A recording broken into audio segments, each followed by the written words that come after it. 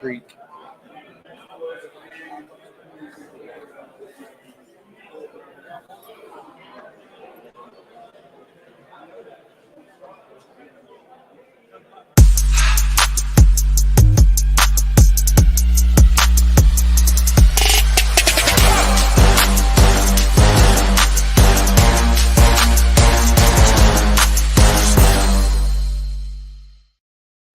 Hey guys, we're here with Zach, and he is the owner of Tarpon Tails Company, apparel company. And I'm just going to kind of introduce Zach here. We're at Lake Country Fishing Expo here in Rock Eagle. So Zach, just kind of tell us how you became the owner and founder of this company. All right. So my wife and I started Tarpon Tails here in the last year or so. I'm from Middle Georgia. Grew up bass fishing. Come around college time, I caught the saltwater bug. So now we try to get down to Florida or Georgia or the coast of Georgia as much as we can, going after reds, tarpon, snook, whatever. So my favorite fish leading up into this was a redfish. Catch it, same tackle for bass for the most part, same techniques, and it was just bigger, stronger fighting and all that. So. Well, this past year, I finally landed. I've hooked many tarpon, but finally landed a tarpon. And from that, I'm like, that's my new favorite fish. And once you catch a tarpon, you'll never go back. So we started Tarpon Tails. We took tarpon, favorite fish, and then tails for a tailing redfish, slapped it together, started this. I'm a full-time nurse. And my wife works for the Georgia Department of Ag full-time. And this is just gives us an excuse to get out on the water, catch some fish, meet cool people. Come tell us your own tale, and just like to get after it. Good. So tell me about this terrapin catch you made. Did you make it out of a boat or a kayak, or? So tell me a little bit about that catch, because I'm not familiar with saltwater fishing at all. Even though I'm from Savannah and I literally live 30 minutes from the nearest saltwater, but I don't saltwater fish. So Terry, I want to hear the story behind this catch. So a couple years ago, we were down in the Keys.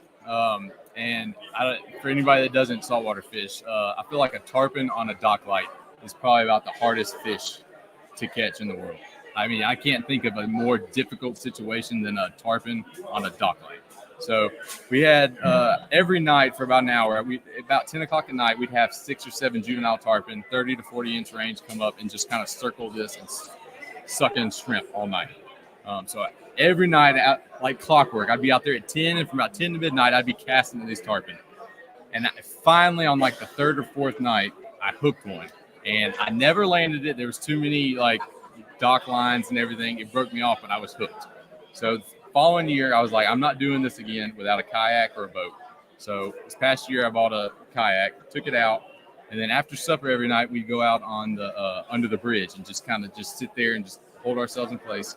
And one after another, you would just hook these juvenile tarpon in like the 40-inch range. And you can't see nothing. It just sounds like they come up and slurp off the top, and it just sounds like gunshots going off under these bridges. So, I mean, literally one after another. And finally, I was able to land about a 40-inch tarpon.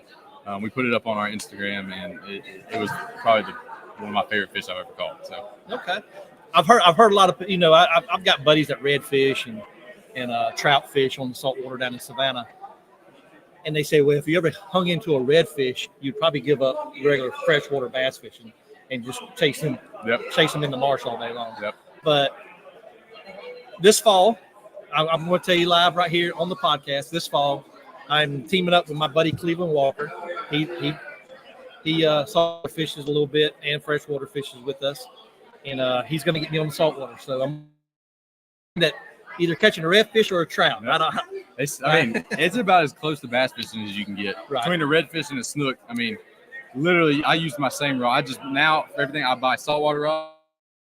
I bass fish at the time. Right. But same rods, and I just get saltwater rods. I use them in freshwater, and then I already have them saltwater. I ain't got to double up or anything.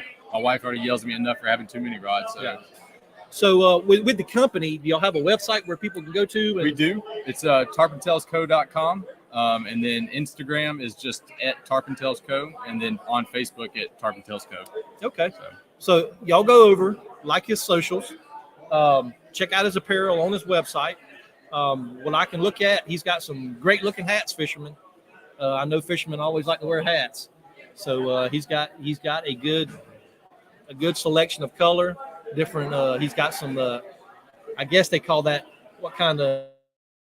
It's called coastal camo, and we Yeah. got a bunch of the teals and all the coastal colors Okay. that everybody likes. Yeah. Okay. So the they lighter they, seafoam. the lighter seafoam colors and Yep. the camo and things like that. So yeah. Hey, thank you for joining the Main Yes, sir. Contain Thank Fishing you. Podcast. Hopefully you have a good expo here. Yes, sir. Get the name out. As I always say, fish on to everybody. And if you're on the water, make sure you wear your PFD. That's right. So thank y'all again. And hey, we're going to end this thing right here with Zach, with the expo, and close it out for the day. But once again, Zach, thank you for coming on. I had a chance to talk to his wife a while ago while you were out, I guess, walking some laps. Taking some laps. Getting you stretched out a little bit. But yeah, go over to their socials and sure give them a like, subscribe, whatever. And make sure you go onto their website, grab you some merch. As always, fish on.